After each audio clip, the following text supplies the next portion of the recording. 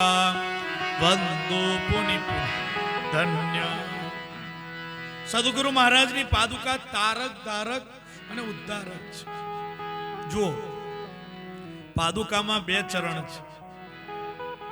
એક ચરણ જે છે ને એ રા છે અને બીજું જે ચરણ છે તે મ છે. એટલે શબ્દ બન્યો રામ. હવે તમને એવું થતું હશે કે આ તો બાપજીની પાદુકા છે ને રામ કેમ કે છે? તો તમારે ઇંગ્લિશમાં રામ લખવું હોય ને તો R A ને M ત્રણ લખવું પડે. R એટલે રંગ, A એટલે અવધૂત અને M એટલે મહારાજ. રંગ અવધૂત મહારાજ એટલે જ રામ. પણ આ ગુરુ મહારાજના ચરણ એ તમારે ત્યાં પડ્યા. ગુરુ મહારાજના ચરણ આપણે ત્યાં પડે તો થાય શું? તમે સરસ મજાની પુષ્પની રંગોળી કરી છે ને એટલે એક સહજ પ્રસંગ યાદ આવે. એટલે આરંભમાં જ કહું કે બાપજીના ભાઈ નારાયણભાઈ એમનું શરીર અસ્વસ્થ થયું. મુંબઈ હોસ્પિટલમાં એડમિટ કરવામાં આવ્યા. સ્વયં રંગાવધૂત બાપજી હોસ્પિટલમાં ખબર જોવા માટે ગયા. બાપજી જઈને પૂછે છે કે નારાયણ, તારે આ નર્સોના હાથના ઇન્જેક્શન ખાતા ખાતા મરવું છે કે વેદના મંત્રો સાંભળતા સાંભળતા મરવું છે? બોલે નહીં, મારે વેદના મંત્રો સાંભળતા મરવું છે. તો કે ચાલ મારી સાથે. નારેશ્વરમાં લઈ આવ્યા અને નારેશ્વરમાં લાવ્યા પછી બન્યું એવું કે થોડાક સમયમાં નારાયણભાઈનું શરીર શાંત થયું અને માજીની બધી જ જવાબદારી બાપજીના સિરે આવી.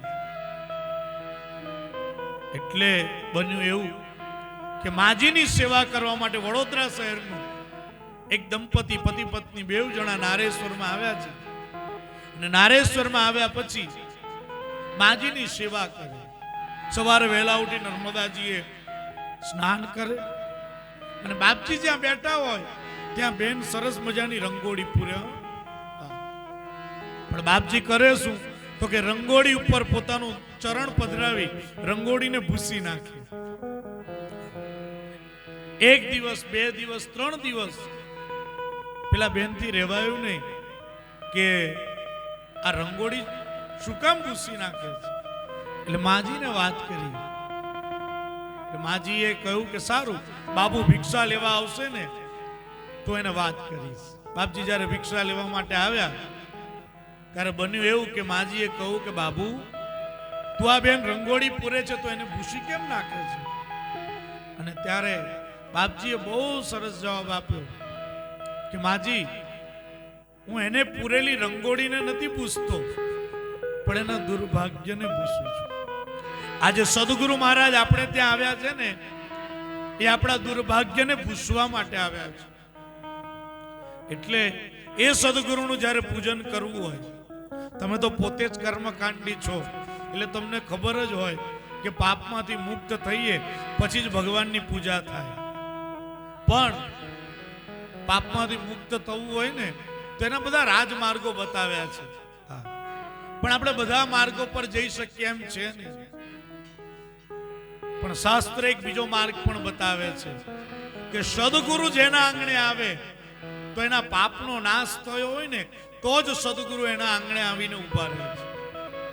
અમારે ત્યાં બહુ સારા કીર્તનકાર વિઠ્ઠલ બાપા એ બહુ સરસ એક પદમાં લખે છે કે સદગુરુ આવે તો થાય શું? કે મારે ઘેર રંગ આવ્યા રે, કઈક જન્મોના પુણ્ય પાક્યા રે. આજે તમારા પુણ્યનો ઉદય થયો એટલે સદગુરુ આવ્યા એવું નહીં. તમારા પૂર્વજોએ પુણ્ય કર્મ કર્યું હશે ને એના ફળ સ્વરૂપે આજે ગુરુ મહારાજ તમારા આંગણે આવ્યા છે અને તમે એમનું પૂજન કરવા જઈ રહ્યા છો. તો પ્રધાન જે સંકલ્પ બાપજીને કહેવાનું કે ગુરુ મહારાજ તમે તો જ્યાં જાઓ ત્યાં નારેશ્વર થાય, પણ મારે એકલું નારેશ્વર નથી જોઈતું. મારે તો ગરડેશ્વરમાં બિરાજમાન સ્વામી મહારાજ એ ગરડેશ્વર જોઈએ છે.